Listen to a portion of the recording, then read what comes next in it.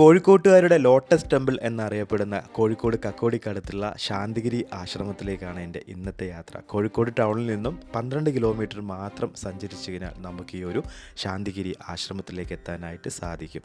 ചെരുപ്പൊക്കെ താഴെ വെച്ച് കാലൊക്കെ നല്ലപോലെ വൃത്തിയായി കഴുകിയതിന് ശേഷമാണ് ഞങ്ങൾ ഇങ്ങോട്ട് പ്രവേശിച്ചത്. വൈകുന്നേരമായതുകൊണ്ട് ഇവിടുത്തെ സൺസെറ്റും ആ ഒരു തണുത്ത കാറ്റടിക്കുന്നുണ്ടായിരുന്നു കേട്ടോ.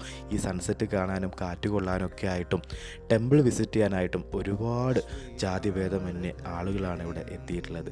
വൈകുന്നേരമായി കഴിഞ്ഞാൽ ലൈറ്റൊക്കെ ഇട്ടിട്ട് ഭയങ്കര ബ്യൂട്ടിഫുള്ളാണ് ഈ ഒരു ടെമ്പിൾ കാണാനായിട്ട്.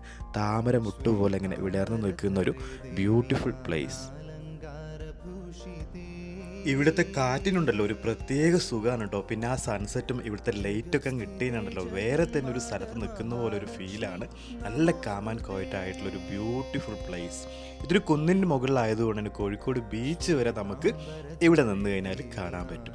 ഈ സൺസെറ്റ് ആസ്വദിക്കാനും ഇവിടുത്തെ കാറ്റ് കൊള്ളാനും മാത്രം ഇങ്ങോട്ട് വരുന്ന ഒരുപാട് ആളുകളുണ്ട് കേട്ടോ.